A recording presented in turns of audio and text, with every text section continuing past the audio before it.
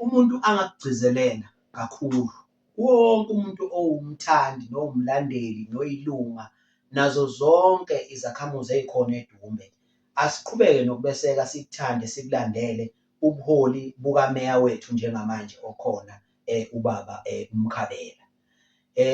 Ngikusho lokhu ngoba uMkhabela uyilunga le-NFP, uMkhabela uyisebenzele i-NFP, unomlando okhona othinta igama lakhe ngaphakathi enhlanganweni. So-ke njengoba ebuyile njengamanje ezoba i-candidate noma ephakanyiswe njengozomela i-NFP ka-Ward 2, kube umbono omuhle ngoba phela abantu bakhuluma ngento abayibonile kumuntu. Nami futhi engikwaziyo ukuthi ulisebenzele kakhulu iDumbe, walisebenzela iwadi lakhe. Ngakho-ke kuzo zonke iy'ndawo abantu abaqhubeke nokuyethemba i-NFP, nanokuthi naye siqhubeke simvotele ubaba umeya wethu okhona njengamanje, ubaba uMkhabela, simthembe kakhulu. Ngiyabonga kulokho. Mhlawumbe masingaveza noma sibuze because iqembu le-NFP linikeziwe ithuba njengoba kwiminyaka lo esibuya kuyo libambisene nezinye iy'nhlangano. Mhlawumbe yini le iqembu le-NFP eliza nayo manje esingathi cha, siyakuzwa NFP, nanti ithuba siyakunikeza wedwa-ke manje?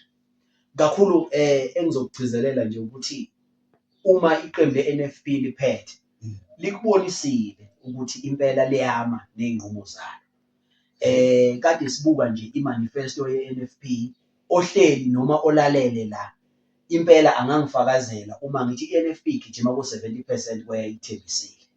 Kakhulu-ke kulokhu i-NFP siyafisa ukuthi abantu beyithembe beze befike ezingeni le-district, ngoba engicabanga ukuthi sisalele kukho emuva njenge-NFP, kube izingqinamba nje ey'khomba ukuthi i-district asisayiphethe njengoba ukaMagwazamsile wayephethe i-district. Abantu-ke bakhale kakhulu ngamanzi. Iqinisekisa nje kulokhu i-NFP ukuthi abantu ma ley'mpompi ezafakwa kwaMagwazamsile emakhaya zingaphuma amanzi, yilokho abantu impela abakudingayo.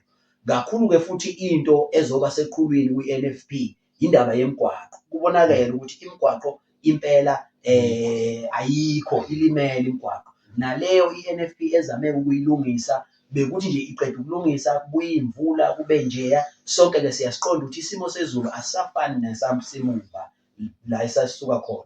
So-ke njengamanje i-NFP igcizelela lokho nokunaka-ke kakhulu abantu abasha nje, ubabhekelela ngazo zonke izinto abay'fisayo.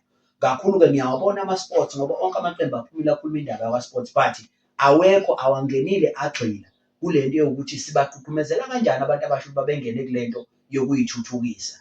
Kakhulu njengoba nje sibona ukuthi kunomkhankaso noma kunomgqigqo obukade ukhona othinta abafowethu laba abangasibo base-South Africa. Njengamanje i-NFP isekutheni ukumkhulisa umuntu omusha akwazi naye ukungena emkhakheni wezamabhizinisi, akwazi ukuthi masithi abahambe kodwa umuntu omnyama noma umuntu omusha wase-South Africa akwazi ukuthi angene asebenze. Yilokho-ke i-NFP ekuthembisayo ukuthi eDumbe ake sibone nabantu abasha bengena kwezamabhizinisi. Ukungena nje laphaya kwa-LED baxhaswa abantu ngazo zonke izinto abazoyidinga ukuthi bekwazi ukuyithuthukisa. Sikwenzile-ke mfowethu, ngingabala ngishona ilanga, abantu bawatholile amaphrojekthi, sizoqhubeka khona lapho ekutheni abantu bekwazi ukuyithuthukisa ukuze bekwazi ukuphila since-ke kusantuleka lento yamathuba emisebenzi.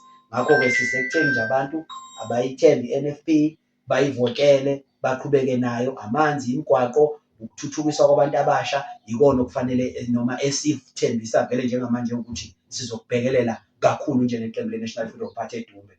Yilokho nje engingakuveza msakazi. Mfethu, ngiyazi ukuthi uyaphuthuma, sebayakufonela futhi enhlanganweni emini. Elakho elokugcina ufisa ukuthi ushiye nabantu baseDumbe, umphakathi waseDumbe, abantu abasha kakhulukazi abantu besifazane. Elokugcina nje lapho ususonga konke abantu besifazane nomphakathi waseDumbe nentsha.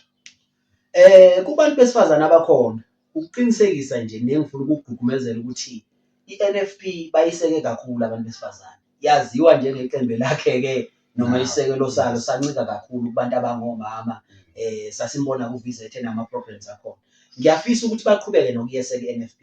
Elami lokugcina akukho soka lingenasici. Lezi ntuthu noma le mpikiswano ebonakala ikhona ngaphakathi kwe-NFP izohamba ifikelwe isikhathi la iphela khona. Futhi nathi simile njengekomiti le-ad hoc elikhona eDumbe ukuthi impela siyafisa ukuthi kube nobunye eDumbe.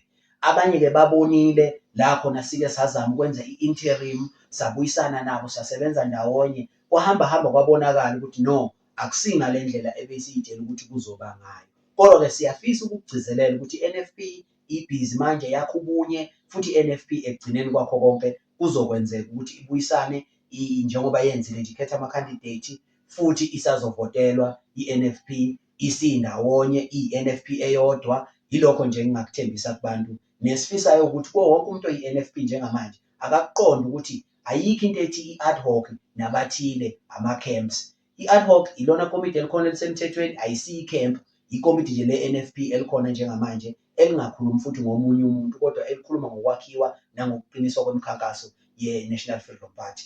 Yilokho nje engingakusho msakazi. Ngiyabonga kakhulu. Wethu, asibonge nje isikhathi sakho ukuthi uzivakashele isixoxe nawe. Ngiyabonga kakhulu. Nangokuzayo futhi uma umenyeza usabe. Ngiyabonga kakhulu.